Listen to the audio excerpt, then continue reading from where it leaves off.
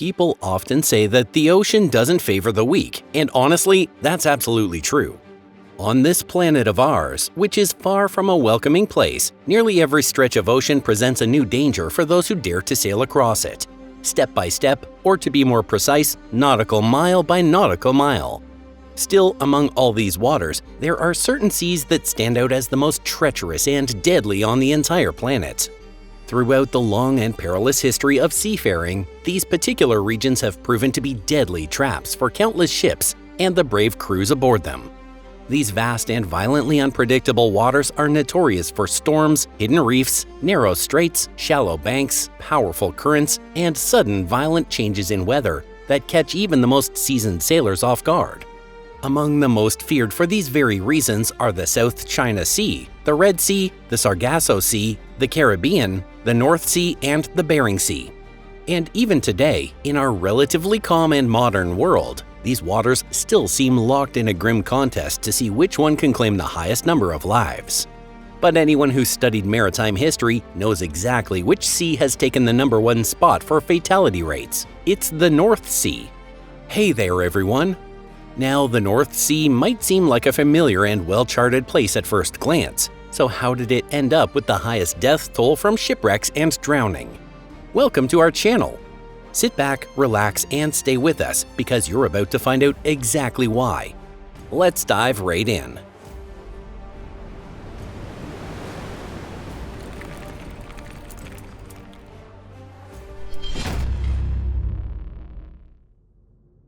Geography and climate conditions.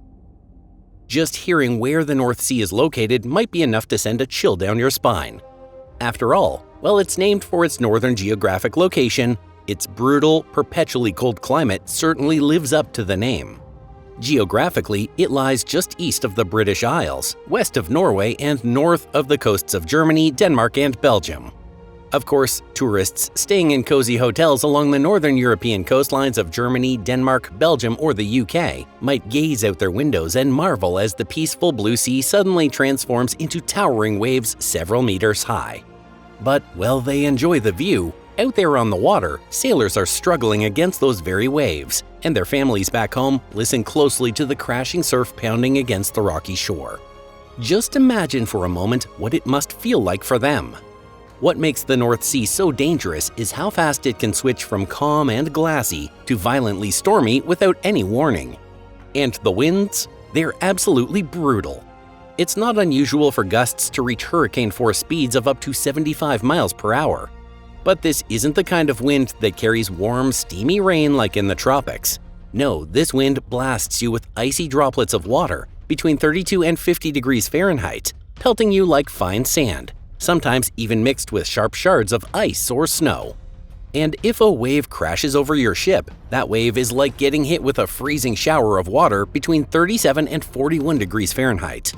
When we say freezing, we're not exaggerating for dramatic effect.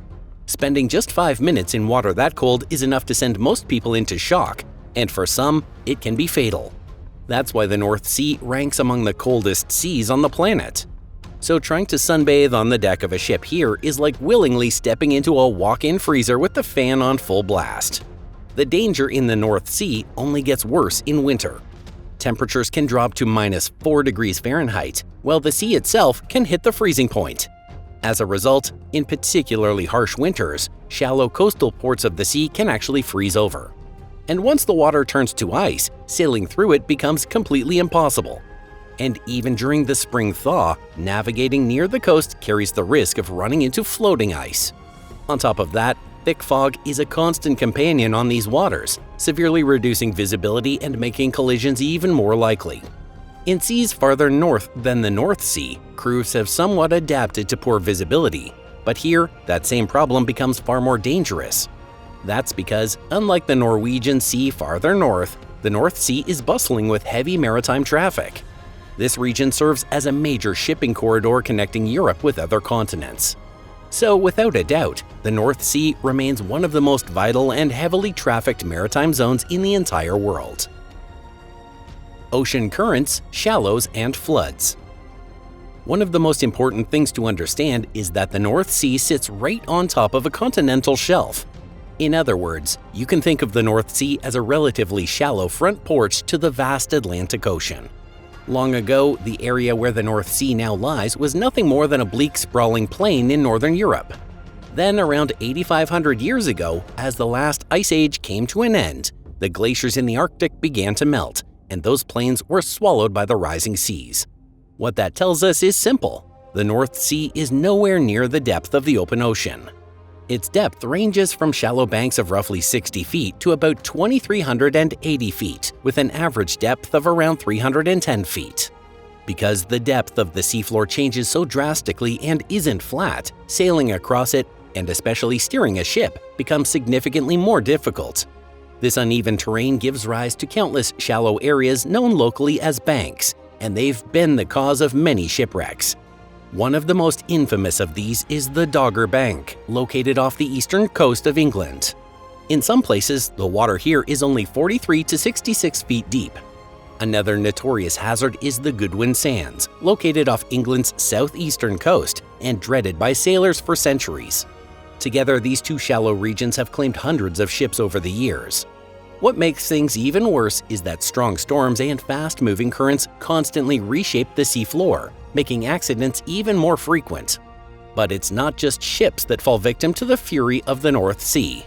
The unpredictable and fast-changing weather here also poses a serious threat to the densely populated coastlines of northern Europe.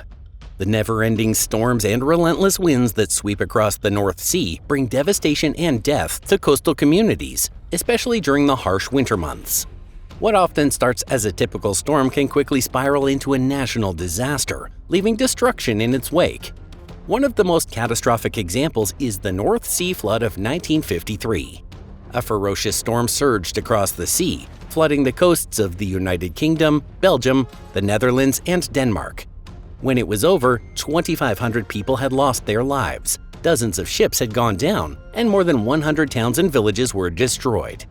That tragedy led to the creation of the Delta Works, a vast flood protection system. But even with those defenses, today's strongest storms still pose a deadly risk.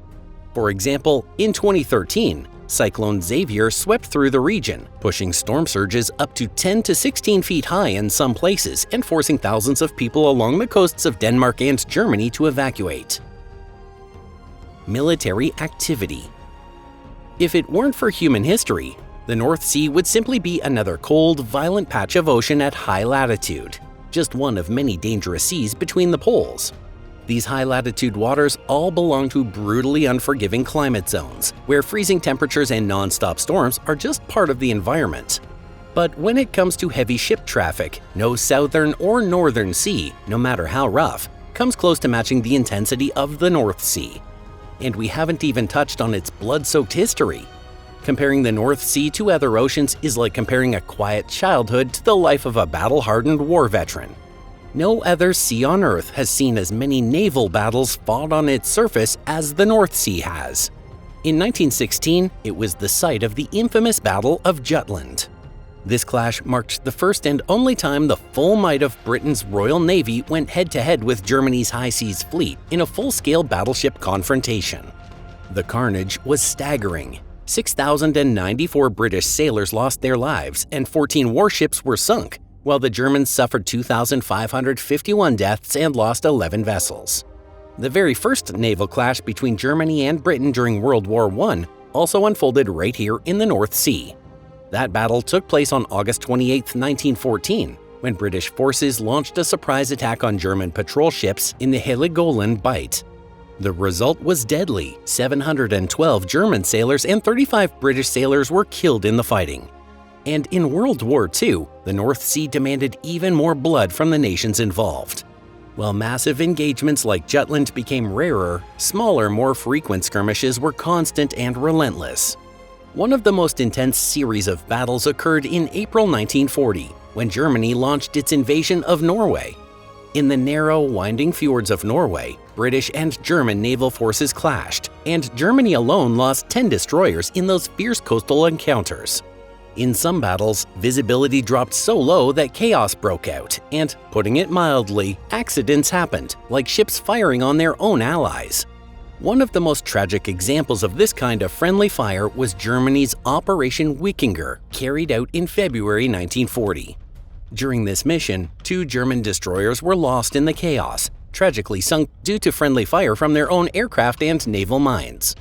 The North Sea isn't just a place where 2 or 3 major battles happened. It's a war zone where naval combat raged continuously for years. According to grim statistics, between 1939 and 1945, the North Sea claimed the lives of around 45,000 people. And that number includes not only military sailors, but also merchant seamen and even civilian passengers caught in the crossfire. As for the ships that now rest forever on the seafloor here, there are far too many to count. Just the number of Royal Navy vessels lost in these waters alone tops 1,000.